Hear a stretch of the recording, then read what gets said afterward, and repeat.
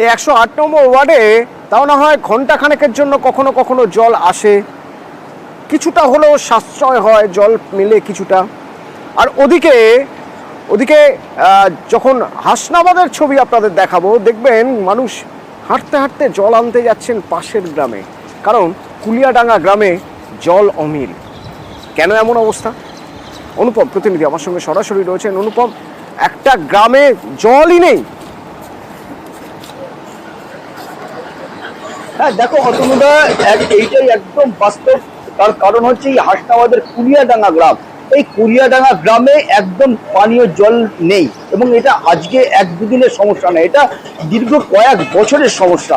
এবং এই সমস্যা নিয়ে এখানকার যে কয়েক পরিবার, তারা কিন্তু তার পাশের গ্রামে যে চক কুলিয়াডাঙ্গা, সেখানে কিন্তু তারা দিনে একবার থেকে দুবার কিন্তু তারা জল আনতে যেতে হয়। এবং এই শীত, গ্রীষ্ম, বর্ষা, রোদ, বৃষ্টির মধ্যে কিন্তু তাদের কিন্তু জল আনতে যেতে হয় পাশের গ্রামে। তাদের যেটা দাবি যে প্রায় 30 থেকে 40 মিনিট হাঁটা পথে তাদের গিয়ে সেই জল নিয়ে আসতে হয় এবং সংগ্রহ করতে হয়।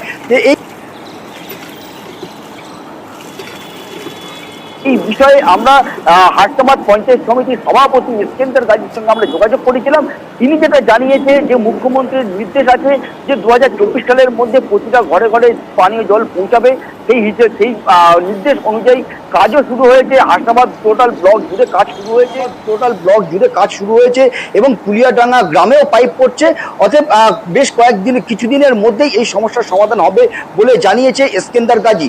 যদিও আদৌ কবে সমস্যা মিটবে সে নিয়ে কিন্তু যথেষ্ট সন্দেহ প্রকাশ করছে। যতদিন সমস্যার সমাধান না হবে অনুপম, ততদিন এদের এই ভোগান্তি পুয়ে যেতে হবে। জলের সমস্যা, এবার জল আনতে যেতে হয় সেই আমাদের আবাদ কুলিয়াডাঙ্গা থেকে চক কুলিয়াডাঙ্গা, মানে এখানে জল আনতে আসতে হয়। পঞ্চায়েতে জানানো হয়েছে, কিন্তু পঞ্চায়েতে কোনো রেসপন্স দেয়নি। আর একটা জলের কলের এই বসাচ্ছে পাইপ, কিন্তু এটা তো খাওয়া যাবে না টোটালি। এই জলটা কোনো আনাজ পানাজ ধোয়ার জন্য বা স্নান করার জন্য যথেষ্ট, কিন্তু খাবার জলের জন্য একটা ব্যবস্থা করলে খুব সময় হয়।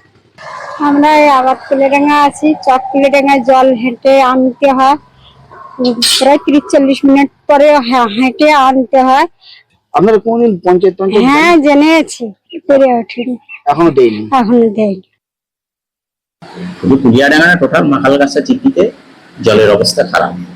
অধিকাংশ জায়গায় আর্সেনিক যুক্ত পানীয় জল, এবং সেক্ষেত্রে আপনারা দেখেছেন যে আমাদের রাজ্যব্যাপী পাইপ লাইনের মাধ্যমে জল সরবরাহের একটা ব্যবস্থা হচ্ছে। পাইপ লাইনের কাজ চলছে এবং খুব তাড়াতাড়ি পাইপ লাইনের কাজ শেষ হবে।